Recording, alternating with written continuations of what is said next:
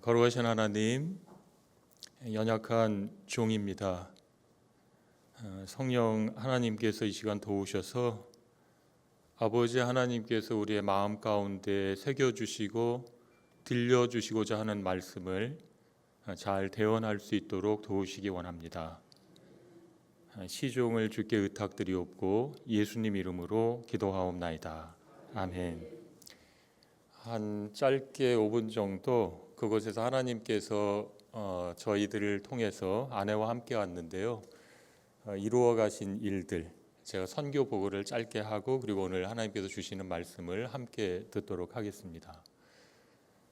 저희가 남아공에 간 지는 올해 11월 달이면 딱 만 20년이 됩니다.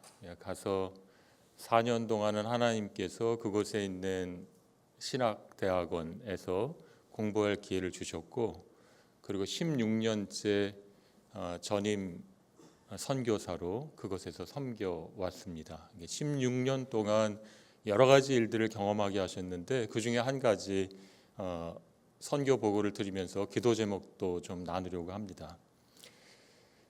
그곳에 많은 목회자들이 있어요. 그러니까 대개 기독교 인구를 발표할 때 남아공에서 전체 인구 가운데 70%에서 많을 땐 90%까지 예수님을 믿는다라고 통계를 발표합니다. 그러면 한국교회 입장에서 보면 굳이 100명 중에 70명, 많게는 90명씩이나 예수님을 믿는데 왜 굳이 그곳에 선교사가 가서 복음을 또 전해야 하지라는 생각을 가질 수 있습니다.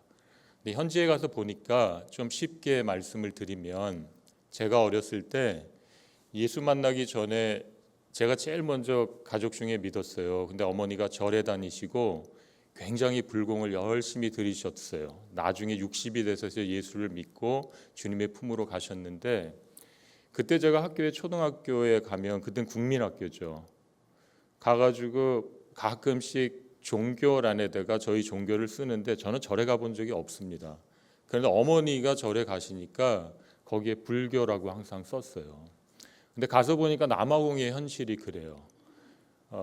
백인들이 와서 그 땅을 점령하고 그리고 복음을 전해주고 이 사람들이 이제 예수를 믿게 된 거죠. 근데 세월이 흐르면서 그것이 문화처럼 되고, 그러니까 말하자면 이름만 기독교인, 우리가 그것을 이제 명목상 기독교인이라고 하는데 실상이 이렇습니다. 예를 들어서 이제 주일날 우리가 적어도 교회를 가야 신자라고 생각을 하잖아요. 그런데 그렇게 많은 사람들이 기독교인이라고 말을 하는데 교회에 가서 주일날 예배하는 사람들이 저희가 통계를 보면 10%가 안 돼요. 안타깝죠. 유럽도 마찬가지입니다. 유럽 사람들에게 물으면 우리 할머니 할아버지가 믿고 어머니 아버지가 교회 다녔으니까 나도 기독교인이야. 근데 아니잖아요, 그렇죠? 예수를 몰라요. 이제 그런 곳이 남아공이라고 생각을 하면 되시고요. 그런 현실 가운데 목사님들이 예전에도 한번 와서 이제 실상을 말씀을 드렸는데, 대개 이제 흑인들이 사는 곳에 흑인 목사님들이 계시고 피가 섞인 혼혈인들을 우리가 이제 남아공에서는 칼라드라고 부릅니다. 근데 그 칼라드들하고 흑인 마을, 그러니까 혼혈인들이 사는 마을과 흑인 마을에 가면 나름대로 교회들이 있고 목사님들이 계셔요. 일례로 시골 지역으로 가면 10km 또는 20km, 100km 떨어진 곳마다 작은 마을들이 있어요. 그럼 이제 그 마을들이 보통은 5,000명에서 한 10,000명 정도 삽니다. 그럼 이제 그곳에 소위 목사님이라고 하는 분들이 대략 50명에서 100명 정도 계셔요. 가정교회도 있고 건물이 있는 교회도 있고 그렇습니다. 그리고 대개 흑인들이 섬기는 교회는 대략 한 20명, 30명 모여서 주일날 예배를 드려요. 그러니까 그분들의 숫자 개념이 한 교회에 한 70명 모이면 대형 교회처럼 생각을 해요. 우리랑 좀 다르죠. 굉장히 크다고 생각해요. 100명 넘어가면은 어깨 쫙 펴고 다니겠죠. 근데 그런 곳이 이제 아프리카 땅입니다. 그러니까 교회가 굉장히 많은데 안타까운 현실은 이분들이 복음을 듣고 예수를 믿게 되고 말도 잘해요. 그러면 누군가에게 복음을 전하고 싶으면 아주 귀한 일이죠. 그런데 스스로 자기를 목사라고 하고 다닙니다. 이렇게 하는 거죠. 스스로 안수하고 목사가 돼요. 셀프로 안수를 하는 거죠.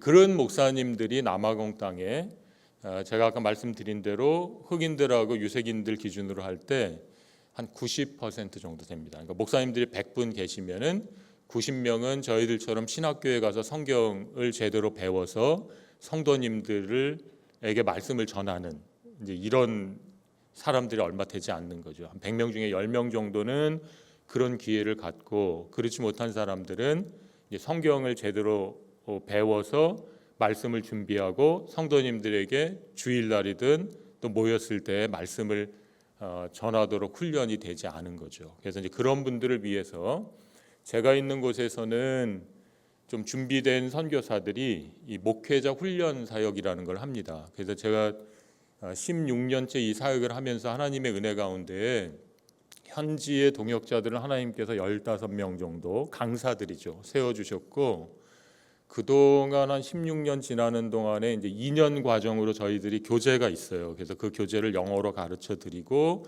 2년 후에 열심히 공부를 하면 수료증을 나눠드려요.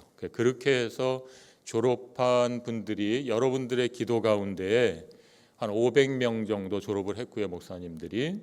그리고 2019년에 이제 모상영 목사님께서 여기서 이제 선교사님들이 함께 모여서 포럼을 했던 적이 있습니다. 성도님들도 좀 오시고 그래서 함께 했던 시간들이 있는데, 그때 하나님의 뜻이 있으셨는지 미국에서 온 우리 게시판에 되어 있는 김조나단, 한국 이름은 김은수, 그 목사님이 마침 신학교 사역을 하고 있는데 웨스트민스터 인터내셔널 유니버시티라는 학교를 캘리포니아 주정부에 등록을 하고, 그리고 아직 학교는 등록되어 있는데 학생이 없는 신학교. 그런데 이제 그렇게 얘기가 돼가지고 제가 2020년에 남아공에서 그 위에 과정을 시작을 했습니다. 그런데 하나님의 은혜 가운데 지금 공부를 많은 학생들이 하고자 해요. 제가 이제 그곳 실정에 맞게끔 교과 과정도 짜고 그렇게 해서 2022년도에 학사 과정을 마치고 지금 모상영 목사님이 그 학교의 총장님으로 도와주고 계십니다. 그래서 29명이 첫 졸업을 했고요. 그 이후에 계속해서 학사과정 등록하시는 분들이 계셔서 현재 80명이 저에게 배우고 있고, 그리고 이제 그 위의 과정을 저희가 목회학 석사 과정이라고 그래요. 그러니까 이제 한국에서는 신학교 4년을 나와도 다시금 3년 동안 석사 과정을 공부하면서 목회자로 훈련이 됩니다. 이제 그 과정을 여기서는 목회학 석사라 그러고 영어로는 Master of Divinity라고 그래요. 그러니까 MDD 과정이라고 하는데, 그 과정을 그곳에 시작을 해서 졸업생을 제법 많이 배출을 했어요. 그리고 현재 그 과정에 한 20명 정도 목회학 석사 과정을 하고 있고, 2022년에 석사 과정을 마치셨던 분들이 저하고 공부를 해서 지금 박사 과정 가운데 13명이 목회학 박사라고 이제 우리가 Doctor of Ministry라고 그러는데요. 디민 과정에서 공부를 저하고 하고 있습니다. 근데 이 과정이 제가 웨스트민스터 신학대학원 대학교에서 97년에 공부를 할 때인데, 그때만 해도 학교에 계셨던 교수님들이 저희가 알고 있는 대로 히브리어와 헬라어로 쓰여졌잖아요. 성경이 원어는. 그러니까 아주 일부는 아람어 그 당시에. 그래서 구약학은 히브리어로 쓰여져 있고 이스라엘 사람들이 쓰는 언어, 그 다음에 그리스 사람들이 쓰는 헬라어로 신약 성경이 쓰여졌죠. 근데 그래서 굉장히 많이 강조를 해서 제가 열심히 공부할 기회를 가졌어요. 근데 이거 언제 하나님이 쓰시려나 그랬는데, 제가 과정을 만들면서 제가 공부했던 것들이 기억이 나서 그곳에서 좀 어렵지만 히브리어 헬라어 중심으로 해서 학사과정, 석사과정, 박사과정을 진행하고 있습니다. 그래서 정식 학위는 아니에요. 한 준학위 정도가 되는데 굉장히 사람들이 이렇게 뿌듯해합니다. 자랑스러워하고. 하나님이 하신 일이죠. 그리고 이제 그 웨스트민스터 인터내셔널 유니버시티가 미국에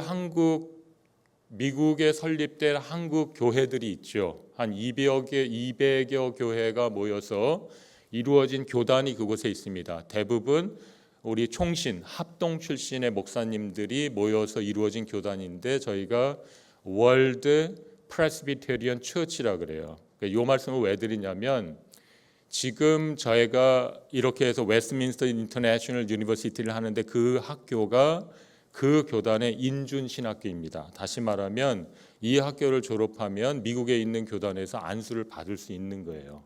그래서 그렇게까지 하나님께서 인도해 주셨고 여러분의 기도 가운데 잘 인도되고 있고, 이제 짧게 기도 제목 말씀드리면 선교사는 언젠가는 하나님이 국내로 부르시면 들어와야 돼요. 그래서 이제 항상 저희가 처음에 하나님께서 일을 맡겨주시면 처음부터 기도하는 것이 하나님께서 앞서 행하시며 이루어 가신 하나님의 일을 현지에 계신 분들에게 어떻게 잘 전달해 드리지가 저희들의 기도 제목입니다.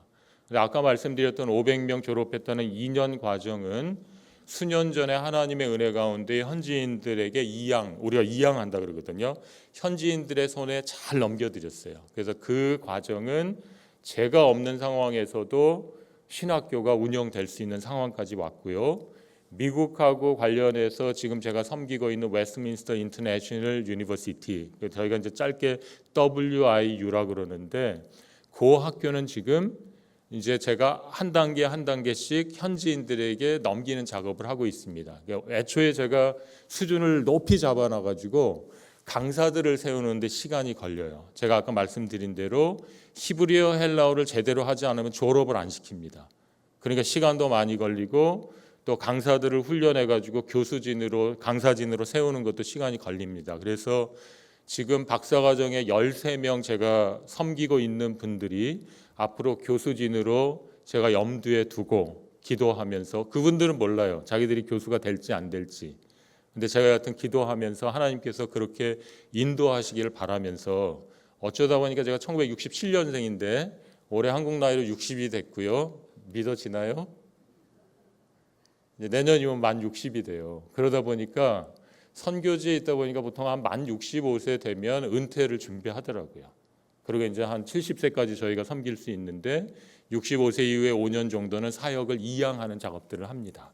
그래서 저는 미리미리 하고 있고요. 그래서 가능하면 하나님의 은혜 가운데 65세쯤에는 다 그분들이 제가 없는 상황에서 운영할 수 있는 상황까지 갔으면 좋겠다는 기도 제목이 있습니다. 그래서 기억나실 때마다 그곳에서 하나님께서 이루어 가시는 일들이 잘 열매를 맺고 현지인들이 그 신학교를 잘 운영해 갈 수 있도록 기도해 주시기를 부탁을 드립니다. 예, 감사합니다. 여기까지가 이제 선교 보고고요. 오늘 말씀의 제목이 당신이 서 있는 그 자리가 선교지입니다. 마치 이 제목하고 오늘 말씀하고 이게 왜 오늘 마태복음 13장 18절부터 23절까지 말씀이 도대체 이 제목하고 무슨 관련이 있을까? 근데 잘 들어보시면 굉장히 밀접한 관련이 있다는 것을 저희가 알게 될 거예요. 오늘 말씀 가운데 보면 오늘 18절 말씀과 23절 말씀 가운데 제가 거기서 히브리어 헬라어를 동시에 다 가르치거든요. 그것도 영어로. 하나님의 은혜죠. 저 같은 사람이 거기 가서 그 일을 하고 있으니까. 그래서 헬라어를 제가 조금 쓸게요. 굉장히 중요한 단어인데요. 18절 말씀 가운데 보면은 우리 한국말로 깨닫다라는 말씀이 나와요. 그리고 23절에 가서 또 찾아보시면 깨닫다라는 말씀이 2번 나옵니다. 그러니까 이 단어가 헬라어로는 이렇게 합성어인데요. 두 개의 단어가 이렇게 떨어져 있는 건데 쉰이라는 단어하고 히스테미. 그래서 이 단어를 이렇게 두 개를 딱 붙여놓으면 좀 발음이 바뀌어요. 쉰 히스테미인데 쉰이에미 이렇게 돼요. 이렇게 이 합성어가 굉장히 많아요. 헬라어에는.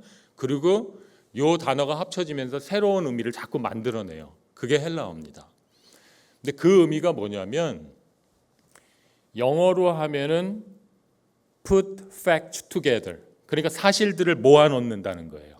근데 잘 보세요. 저와 여러분이 모이는 횟수를 한번 생각해 보세요. 우리가 신앙에 열심히 있으면 주일날 오전 오후 거기다 아이들 가르칠 때 주일학교에서 또 말씀 듣죠. 가르치죠. 수요일 또 모이죠. 금요일 모이죠. 또 언제요? 새벽기도 다 모이죠. 그래서 숫자를 헤아리면 굉장히 많으시죠.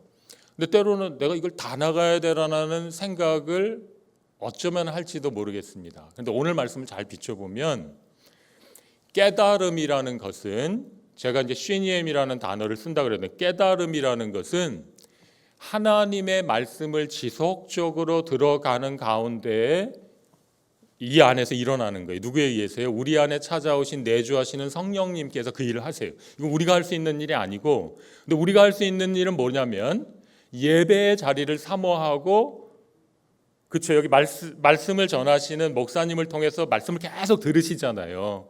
근데 그런 기회를 많이 가지시고, 그게 성령께서 주시는 선물이기도 하고 축복 같은 겁니다. 그러니까 예배의 자리를 사모하셔야 돼요. 새벽 기도도 열심히 나오시고, 왜요? 말씀을 계속 부어주시니까. 근데 쉬니엠이라는 말씀이 그거예요. 그러니까 그 말씀을 계속해서 듣다 보면 어떤 일이 일어나냐면 이 안에서 깨달음이라는 게 와요. 그게 오늘 18절에 있는 말씀이고, 그리고 23절에 있는 말씀이에요. 깨달음이라는 게. 근데 그 깨달음은 우리가 모여서 말씀을 듣는 가운데 일어난다는 거예요. 그래서 중요한 거예요. 그래서 성경 말씀 가운데에도 보면은 모이기에 힘쓰라고 그러죠. 근데 모여서 뭐 합니까? 저희들이 모여서 말씀 나누고, 또 성도님들 모여가지고 요새는 목장 모임이라고 많이 하던데, 이제 구역 예배, 그렇죠? 그때도 말씀 나누시잖아요. 교제도 하시지만 말씀도 나누시죠. 근데 그런 것들이 쌓이면서 내 안에 깨달음이 더 풍성해지는 거예요. 그렇죠? 자, 요게 이제 중요합니다. 그럼 왜 오늘 말씀의 제목이 당신이 서 있는 그 자리가 선교지입니다라고 얘기를 할까요? 오늘 말씀 가운데 보면은 길가밭도 말씀하시고요, 그렇죠? 돌짝밭도 말씀하시고, 가시밭도 말씀하시고, 옥토도 말씀하시잖아요. 그렇죠? 좋은 땅도 말씀하시는데 뭘 의미하냐면, 오늘 말씀 잘 읽어보시면 우리가 함께 보았는데 우리 마음밭을 얘기합니다. 그렇죠? 그러니까 다시 말하자면 오늘 이 말씀을 통해서 제가 나누고자 하는 것은, 이 마음밭이 바뀌지 않으면, 그렇죠, 예수를 만날 수 없잖아요. 그러니까 어디가 선교지일까요? 우리는 되게 생각할 때 선교지 하면 저 같은 사람들이 비행기를 타고 멀리 날아가가지고, 물론 중요합니다. 그게 틀렸다는 게 아니고, 그러니까 우리가 선교에 대한 생각을 좀 넓혀야 된다는 거예요. 그러니까 이렇게 교회 가운데 파송받아서 저처럼 나가가지고 멀리서 복음 전하는 사람도 있지만, 그냥 삶의 자리에서 부르셔서, 생각해 보세요. 가족 가운데 예수님 믿지 않는 분이 있잖아요. 거기가 어딜까요? 선교지입니다. 왜? 아직 그 마음밭이 옥토밭이 되기까지. 그러면 저와 여러분이 끊임없이 해야 되는 일은 뭘까요? 여러분만 여기 나오시면 안 되고, 그렇죠? 가족, 친지, 이웃 기도하는 가운데 초대를 해야 되는 거예요. 그렇죠? 우리도 말씀을 나누지만 여기에서 말씀의 종으로 부름 받으신 분들이 열심히 준비하잖아요. 기도하는 가운데. 그렇죠? 그 말씀을 들을 기회를 만들어 드려야 돼요. 그렇죠? 그게 저와 여러분이 해야 되는 일입니다. 왜요? 여기에 복음의 씨앗이 떨어지고 여기서 역사가 일어나요. 성령의 은혜로. 성령의 은혜로. 예전에도 한번 나눴는데, 하나님의 몫과 우리의 몫이 달라요. 우리가 믿는 하나님이 하시는 일은 구원하시는 거예요. 그건 우리가 못해요. 성령님이 하나님이시잖아요. 성령님이 택한 자의 마음 가운데 찾아가셔서 그 마음밭을 옥토의 밭으로 바꾸시고, 심어진 씨앗이 열매를 맺게 해요. 꽃을 피우고 열매를 맺게 하고 예수 그리스도 안에서 기쁨과 즐거움과 영원한 생명을 누리게 해주신단 말이에요. 그렇죠? 그러니까 저와 여러분이 해야 되는 거는 우리에게 맡겨준 거, 전도, 영어로는 evangelism이라고 그러죠. 그러니까 evangelism, 이거는 our business, 우리가 할 일이에요. 그렇죠? 그러니까 내가 이 사람을 막 바꿔놓을 수는 없는데 저와 여러분이 초대할 수는 있잖아요. 그렇죠? 그러니까 매주일. 그래서 제가 이제 현지에서도 그분들이, 우리가 신학을 공부하는 이유가 뭐겠어요? 우리가 하나님으로 받은 그 영원한 생명이 너무 감격스럽잖아요. 이거 나만 가지고 갈 수 없잖아요. 너 하나님이 얼마나 안타까워하시겠어요? 내가 안 예수님, 그 예수님을 만나야 영원한 생명을 누리고 그분이 계신 곳에 가서 그 천국에서 주님 뵙잖아요. 근데 내 옆에 있는 사람이, 내 직장 동료가, 가족이 아직 예수를 모른다면 얼마나 안타까운 일입니까? 그래서 저는 이렇게 권합니다. 수첩 하나 마련하시고 이름 적으시라고. 요즘에는 이 셀폰 있잖아요. 메모장. 저는 여기다 다 적어 놓습니다. 지난번에 왔을 때 제가 잠깐 간증을 했었는데 제가 지금도 대학 동창이 36명이었는데 지금도 기도합니다. 그 친구를 위해서. 그 친구들 위해서. 제가 86년에 대학에 갔는데 36명의 학생들이 정말 형제 자매처럼 잘 지냈어요. 그리고 그 중에 한 절반이 예수를 믿고 절반이 안 믿는데 그 친구들을 위해서 지금도 기도합니다. 근데 어느 날 저랑 가장 친한 친구가 하나 있는데 그 부인은 잘 믿어요. 근데 이 친구가 안 믿는 거예요. 근데 어느 날 하나님이 선물을 주셨어요. 지난번에 왔을 때 저한테 그러는 거예요. 경환아, 나 교회 나가. 제가 몇 년 기도했을 것 같습니까? 그 아이의 이름을 불러가면서 그 친구의 이름을 불러가면서 35년 기도했어요. 35년 기도, 저는 몰랐죠. 그 친구가 교회 나가고 있는지 몰랐는데 계속 기도하고 있었어요. 누가 일하실까요? 하나님이 일하시는 거예요. 그렇죠? 누구하고요? 우리하고. 우리 건 너무 쉽잖아요. 그렇죠? 이름을 기억하고 수첩에 적어놓고 잊지 않고 기도하는 거예요.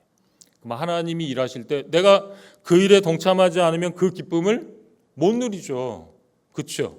하나님이 계획하신 때가 있다. 우린 모르지만 그 계획하신 때가 있는데 여러분이 수첩에 적어놓고 기도하는 가운데 열매를 맺었어.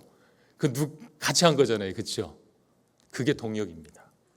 그래서 기도하시고 또 오늘 말씀에 있는 대로 예배의 자리에 그분들이 나올 수 있도록 계속 초대하세요. 왜요? 오늘 보니까 눈빛이 다 초롱초롱하시고 다 이해하셨어요. 내가 뒤에 건 안 해도 될 것 같은 느낌이 들어요.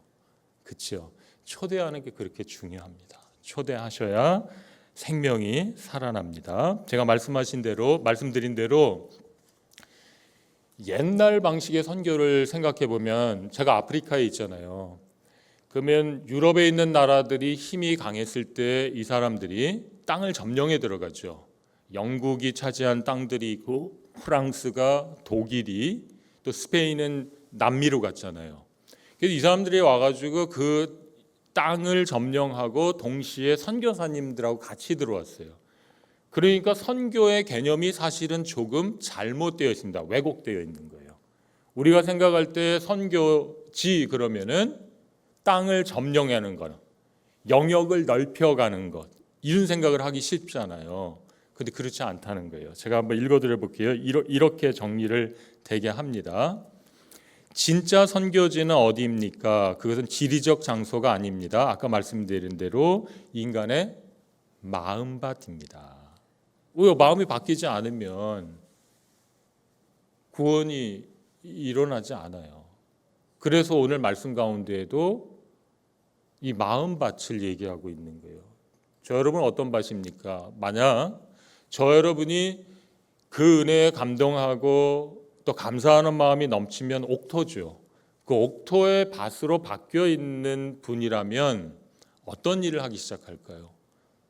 시키지 않아도 전도해요. 왜요? 그것만큼 기쁜 일이 없기 때문에 제가 1층에서 올해 이렇게 초대하신 분들하고 이렇게 교회 나오신 분들 보는데 저는 그 벽이 다 모자랐으면 좋겠어요. 그걸 하나님 가장 기뻐하십니다. 저 여러분이 천국에 가면 상금 받을 거잖아요. 그렇죠? 그 약속이에요. 의의 면류관, 생명의 면류관, 많은 면류관들을 얘기하시잖아요. 하나님이 가장 기뻐하시는 일이 뭘까? 많은 일들이 있겠죠. 영혼 살리는 일입니다. 영혼 살리는 일. 그래서 저 같은 사람을 그렇게 바꾸시고 훈련하셔서 보내놓은 거죠. 우리 스스로의 영광이나 명예나 이런 걸 위해서 살아가는 건 아니잖아요. 그렇죠? 그 아버지의 부르심에 감격하고 감사해서 우리도 순종하고 또 희생하는 자리에 나아가는 거죠.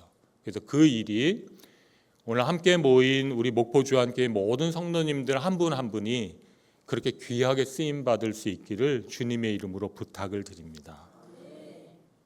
그래서 다음 주에는 의자가 없어서 돌아오는 주일이면 좋겠죠. 이 복도에도 다 간이 의자를 놓고 앉을 수 있는, 요즘 그런 교회, 옛날엔 그랬잖아요.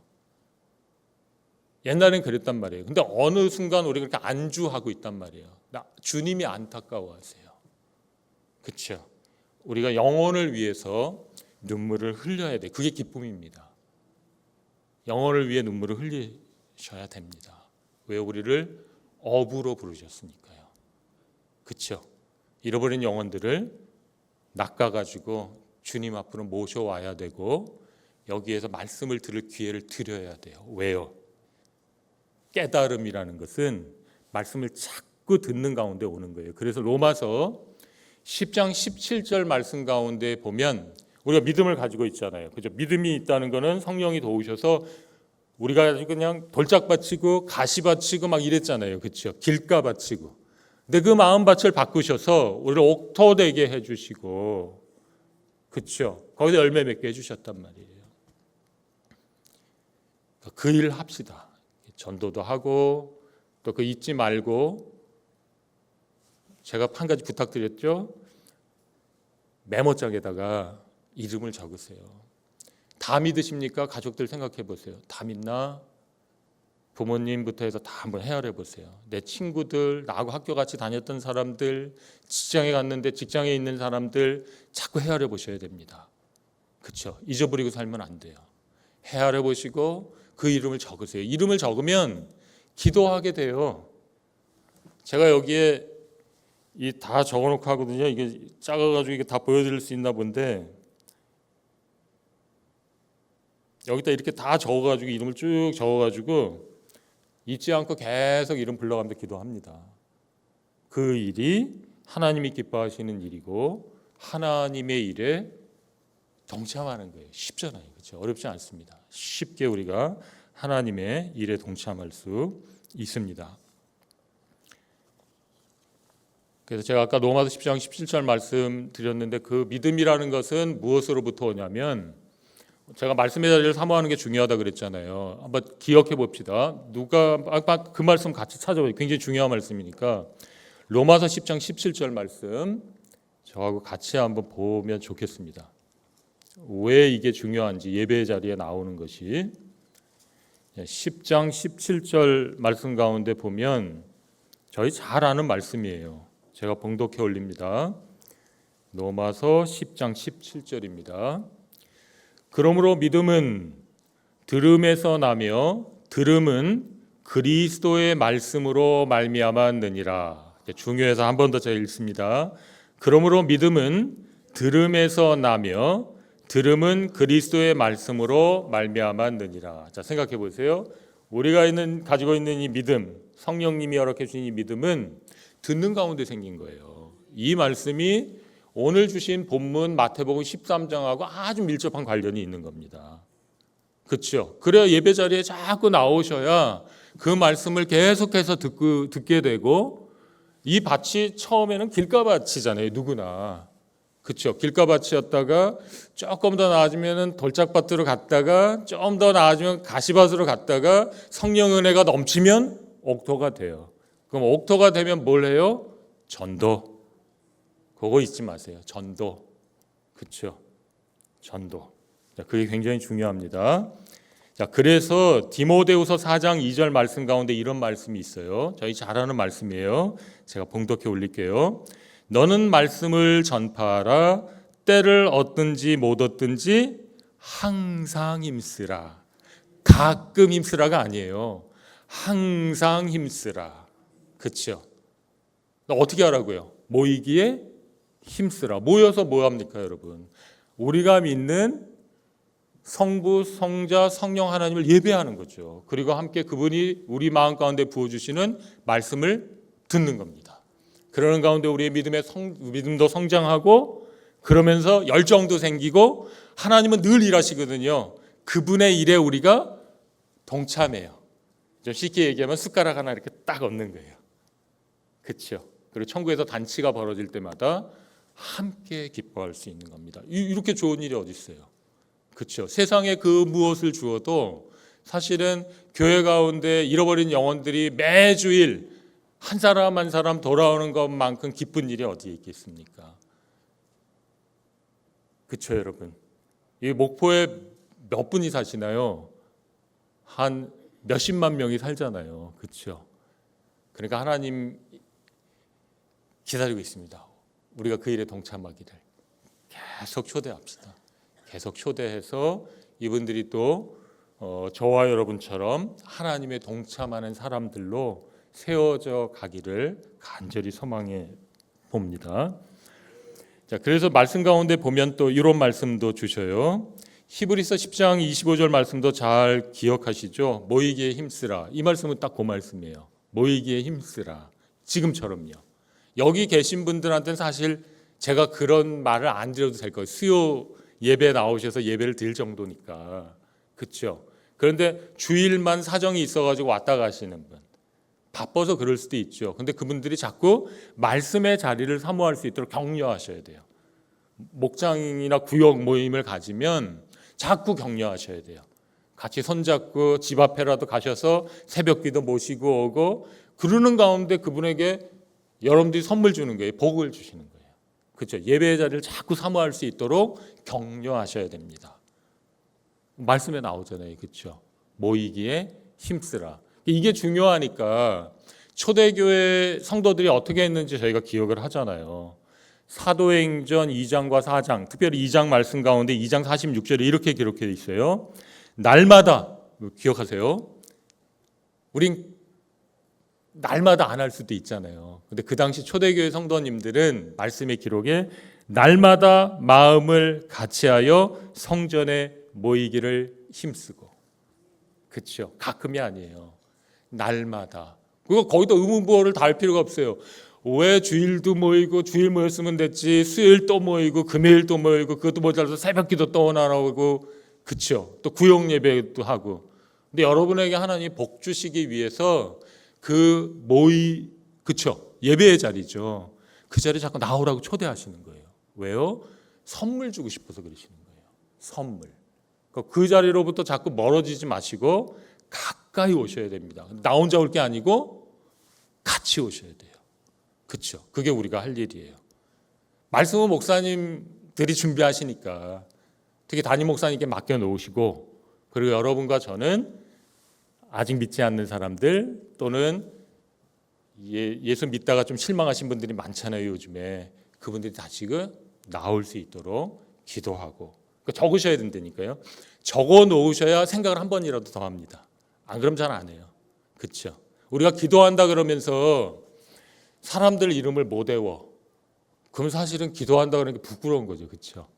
내가 적어도 누군가를 위해서 기도한다라고 얘기를 하면 그 사람 이름 정도는 외우고 있어야죠. 그렇죠? 그래야 기도가 제대로 나오죠. 그래서 적으셔야 된다는 겁니다. 어떤 사람들 만나면 그런 마음을 하나님이 주시면 꼭 적으세요. 적어서 그분들의 이름을 보면서 기도하는 저희들이 되었으면 좋겠습니다. 자, 마지막으로, 제가 왜 우리가 있는 그 자리가 선교지라는 말씀을 드렸냐면, 이게 좋은 예가 하나 있어요. 사도행전에 보면 8장 말씀 가운데 저희가 잘 아는 스데반 집사님이 사도행전 7장 가운데 보면은 돌에 맞아 돌아가시잖아요. 그렇죠? 그리고 천국문이 열리고 저들을 용서하여 주십시오 라고 했던 장면을 기억하잖아요. 그리고 나서 그런 핍박 가운데 하나님은 또 다른 뜻이 있으셔서 복음이 널리 퍼지게 하셨어요. 그래서 빌립 집사님을 하나님께서 부르셔서 사마리아로 보내시고, 그러고 나서 이상하게 하나님께서 빌립 집사님에게 광야로 가라 그래요. 말씀 가운데 보면 8장 말씀 가운데 저희가 잘 아는 그 이디오피아의 고위 관직자 네시가 나오죠. 그 당시에 이디오피아의 여왕의 이름이 간다게입니다. 그러니까 그 간다게의 네시, 근데 그 사람의 직위가 굉장히 높았어요. 그런데 이 사람이 성경이 궁금했는지, 그 당시에는 신약 성경이 아직 쓰여지지 않은 거죠. 그런데 그 간다게의 네시가 그 아주 직위가 높은 사람이죠. 그 말씀 가운데 보면은 그 성경을 읽고 있었죠. 그걸 이제 저희들이 이사야서라고 생각을 하는데, 그것을 빌립 집사님이 풀어주잖아요. 그렇죠? 근데 잘 생각해 보세요. 이분이 지금 이디오피아에 가신 건 아니잖아요. 그렇죠? 빌립 집사님이 간다게 여왕의 네시에게 찾아갔고 그의 마음판 가운데에 말씀의 씨앗을 똑 떨어뜨려 준 거예요. 그렇죠? 근데 그 말씀을 풀어줬단 말이에요. 선지자들을 통해서 이 땅 가운데 오실 예수 그리스도에 대해서 많은 예언의 말씀을 주시잖아요. 그렇죠? 근데 이것이 우리가 계속 말씀의 자리를 사모하고 예배에 나와서 듣고 그것을 설명해 주는 말씀을 듣지 않으면 깨달음이 없어요. 그렇죠? 간단하게 그 4시가 딱 그런 상황이었던 거예요. 이 마음밭은 그래도 좀 준비가 되어 왔는데 말씀이 안 깨달아지는 거예요. 그러니까 누군가 먼저 하나님의 은혜를 부으셔서 깨달음을 가진 사람이 그걸 풀어줘야 되는 거예요. 근데 그 역할을 누가 할까요? 강단에 하나님께서 세우신 말씀을 전하시는 목사님을 통해서 그 일을 하시는 겁니다. 그런데 보세요. 이 빌립 집사님이 이디오피아, 그러니까 그 전해져오는 말씀에 따르면 이 이디오피아의 내시를 통해서 아프리카에 복음이 들어갔다라고 보는 거예요. 그렇죠. 그런데 지금 보면은 당시에 빌립 집사님이 저희처럼 비행기를 타든지 말을 탔든지 뭐 낙타를 탔든지 이디오피아에 가지 않으셨거든요. 그렇죠. 부르신 그곳이 선교지였기 때문에 그곳에 가셔서 자기가 깨달은 그 말씀을 그분이 깨달을 수 있도록 도와줬고, 그리고 그 사람을 통해서 하나님이 하나님의 일을 이루어 가셨다라는 것입니다. 그렇죠. 그러니까 또 한 번 강조하는데, 저와 여러분이 예배의 자리, 말씀이 나누어지는 자리를 사모하셔야 된다는 거예요. 그래야 이 깨달음이 커지고, 어떤 밭이요? 맨 처음에 길가밭, 돌짝밭, 가시밭 같던 마음이 내가 들은 그 말씀, 내 안에 계신 성령님의 은혜로 요 밭이 옥토가 되는 거예요. 그런데 옥토가 된 사람들이 하는 일은 여러 가지가 있을 수 있는데 중요한 건 뭡니까? 영혼을 살리는 일에 동참하는 거예요. 어떻게 하면 됩니까? 간단합니다. 초청하세요. 그게 우리가 할 일입니다. 초청하시고 그리고 말씀을 들을 수 있도록 하셔야 됩니다. 그렇죠? 제가 다음번에 왔을 때 여기가 다 꽉 찼으면 좋겠어요. 요일과 상관없이. 그렇죠? 영원한 생명을 가진 사람들이 모이는 거예요. 그 기쁨이 없으면 맨날 와가지고 그럴 수 있죠. 문제가 많으니까 우리가 살다 보면. 그렇죠? 그것도 간구할 수 있죠. 근데 저는 좀 그랬으면 좋겠어요. 감사가 넘쳐서 나오십시오. 그렇죠? 생명이 넘치는 곳에 있으면 나도 막 생명이 덩달아 살아나잖아요. 그렇죠? 매주일 이곳에 많은 사람들이 초청되고 예수를 말씀을 듣는 가운데 예수를 더 깊이 알아가고 그리고 깨달음이 생기고 오늘 말씀에 있는 대로 그 단어가 쉬니에미입니다. 쉬니에미. 그렇죠? 그 역사가 매주일 우리 목포 주한 교회 가운데 늘 풍성하게 넘치기를 주님의 이름으로 축복합니다. 예, 기도하겠습니다. 하나님 감사합니다. 예, 저희들이 누군가를 통해서 복음을 들었고 그리고 그 복음의 말씀을 갖는 가운데 성령님의 은혜로 깨닫게 되었습니다. 그리고 길가밭 같고 돌짝밭 같고 가시밭 같았던 저희들의 마음을 말씀을 계속 부어주셔서 바꾸시고 옥토가 되게 하시고 또 넘치도록 저희에게 부어주시고 또 그것도 모자라서 저희가 하나님의 일에 함께 동참할 수 있도록 은혜를 베풀어 주셨사오니 얼마나 감사한지 모르겠습니다. 아버지, 여기는 하나님의 자녀들을 기억하여 주셔서 매 순간순간마다 사람들의 이름을 적고 그들을 위해 간절히 기도하는 가운데 예배의 자리로 말씀의 자리로 아직 예수를 모르는 분들, 잃어버린 영혼들을 초대할 수 있도록 은혜를 베풀어 주시기를 원합니다. 우리 목포 주한교회가 매주 수요일, 매주 금요일 새벽 예배마다 예배당이 넘쳐날 수 있도록 은혜를 부어 주시옵소서. 주께 영광을 돌려드리옵고 예수님 이름으로 기도하옵나이다. 아멘.